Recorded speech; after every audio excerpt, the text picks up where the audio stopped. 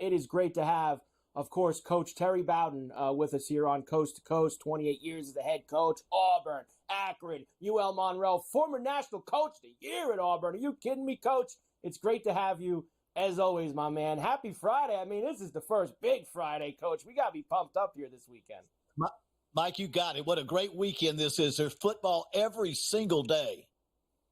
College football takes over. We love it. Before I get to this weekend slate, I want to ask you one thing about last night, because Colorado clearly has gotten a lot of attention the last year and a half because of Deion, obviously. They were 4-8 last year.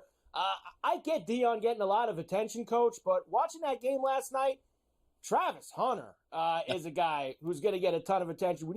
He had 3 touchdowns. 2 of them were highlight reel catches. He had 7 catches, $130, 3 tutties. And, Coach, he also played 40-plus snaps on D as a defensive back. Now, that's impressive stuff that the NFL's already looking at, Coach. I mean, Deion breaks all the rules. They stop letting players play offense and defense because they won't rest their legs. They'll get too many snaps. They do play counts. Deion did the same thing when he played for my dad. He played defensive back. He was a receiver. He went to the track team, ran track. He went to the baseball team.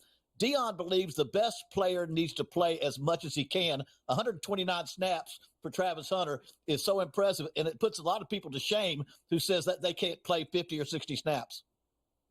And he keeps that going all year, Coach. That's a kid and last year there was talk there, and he unfortunately got hurt in that Colorado State game. He took the cheap shot, and he was out for a good portion of the season. He's doing this stuff every week. He's going to be in that conversation when we talk Heisman at the end of the year. I mean, already last night his odds moved up from 30 to 12 or 15 to 1. So people are going to take a lot of notice of Travis Hunter for that award. Well, the good thing is he also plays offense because it seems like every year it's the offensive players. Yes.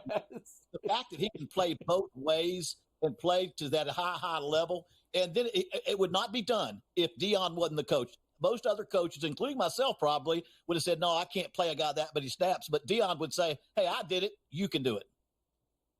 Coach, let's get to some of these games coming up this weekend. Let's start with Clemson and Georgia. I'm always a fan, Coach, when these big programs schedule other big programs in other conferences to start the year. I love it. I don't want to see you playing New Hampshire or any of these other teams week 1. I love heavy hitter football the first game, and that's what you get, Coach, with Clemson and Georgia. Well, and I hope we continue to have it with the large conferences. I'm not sure teams are going to continue to do that. This is a great game. Clemson really against Georgia. Georgia is the team Clemson was about 6 years ago. They've got a great quarterback that can lead the team, NFL prospect, great defense, great offensive line, and a running attack. And they are so strong. There's only one team, Ohio State, that has the talent level that Georgia does. And it's just Clemson, without the portal, without that side of the ball, it's going to be hard for them to keep up. I think Clemson will keep it close, and Clemson will be ready for this game. They'll be ready. They played a tight, low-scoring game a couple years ago in Charlotte, Coach. And now they swing it and they move it over into Georgia. I always, they call these neutral site games, and Georgia's playing in Atlanta. Coach, that ain't a neutral site game. I don't care how close Clemson is in South Carolina. That is a Georgia home game, Coach. You know it. It'll be red and black, I'm sure, and both of the stands will be red and black. But Clemson needs, it's going to be a low-scoring game, I think, because I think both teams are going to run the football, going to try to control the line of scrimmage. I think Clemson's going to want to try to run it to take the pressure off Klubnik. I think Georgia wants to run it all the time. They've got Etienne, who does a great job. They've got a great offensive line. So I think I think it stays close at halftime. The only way Clemson has a chance, and I think they'll beat the line. I just don't think they'll win the game, is to keep that game close at half and keep their confidence up, because all they've heard about is Georgia, Georgia, Georgia. We've got 2 coaches going in on the hot seat on big programs this Saturday. Mario Cristobal at Miami, into Gainesville, Billy Napier, and Florida. One fan base, Coach, is already going to be looking to run their guy out of town if they lose this one. Yeah, they're both on the hot seat, but Billy Napier probably more so because they have not had hardly any success under him. And a lot of fans will be hoping he loses so they can make a change. And he needs this game. He needs an early victory to have a chance. Not only does he need an early victory because the last 5 games of the season are unreal, he needs to have a great first half to make sure he's still in this game, because you got to wonder, with all the criticism, how much confidence does Florida really have? They're going to come out fired up.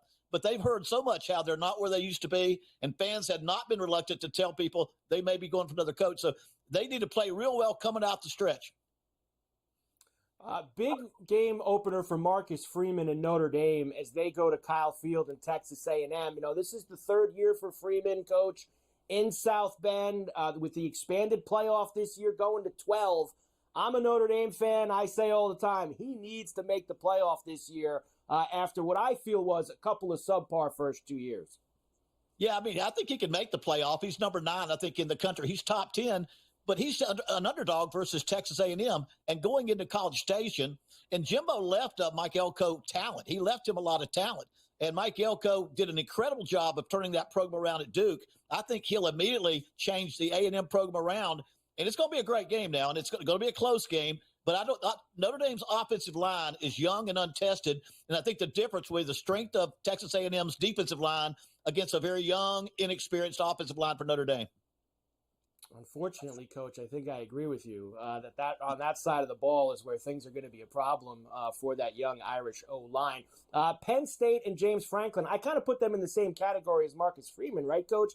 Now that it's gone to 12, he's got to finally get Penn State in the college football playoff. But this is the kind of game he likes to flex his muscles, Coach. Early in the year against a team that he's probably a little bit better than, I could see Penn State giving the business to West Virginia tomorrow. Yeah. And I'm really up on West Virginia as kind of a sleeper. Of course, I am a Mountaineer. I did go to West Virginia. Yes, but we've that's had true. Time. And I think West Virginia will have an outstanding season and will get to a bowl game. But I don't think having a great season is beating Penn State. Penn State is a great, solid team. They've got a little better talent. And West Virginia will play them great at home. And this was a nasty rivalry through the years when I was playing there. My dad was coaching at West Virginia. But Penn State seems to always have a little more talent than West Virginia. And Coach, let me ask you this. Like, there were some kids on West Virginia who were on that team last year that talked about Franklin kind of rubbing it in, throwing an extra touchdown on at the end of that game last year. You've been involved in heated rivalries before. Does that stuff get remembered the next year? And are some of the kids on West Virginia going to be thinking about that? Well, anything you can do to motivate your players. I remember my dad running a score up on Lou Holtz when he was at William & Mary, and Lou Holtz said he didn't appreciate it. And my dad said, Lou, it's your job to hold the score down, not mine. And they were good friends, and he was kidding. But, again, I don't think that's going to make a factor in how well they play at West Virginia. Again, you got to look at the history. West Virginia doesn't need a reason to get up to play Penn State. It's always been a big brother type of program that looked down at West Virginia, these Mountaineers, these hillbillies, and we take them serious when we play Penn State. LSU the last couple of years, Coach, high-profile first games against Florida State, lost both of them. Now they go to Vegas to play USC, who wanted to get out of this game. How about Brian Kelly and the Tigers on Sunday night? I like him. I like him to cover the spread. I like him to win the game. And I just like the head coach. He is a great defensive coordinator. Now, both teams hired defensive coordinators that are pretty daggum good. But Elko proved what he could do at Duke by taking that average talent and having the lead scoring team in the conference at Duke. And now he's going against a Notre Dame team where the quarterback was at Duke. He knows the book on that quarterback. He knows his strengths and his weaknesses. I think this is a game that Texas A&M is going to be hot, 110,000 people, and I think it's going to be close and a lot of fun. But I think Texas A&M is going to start their season out on a good note.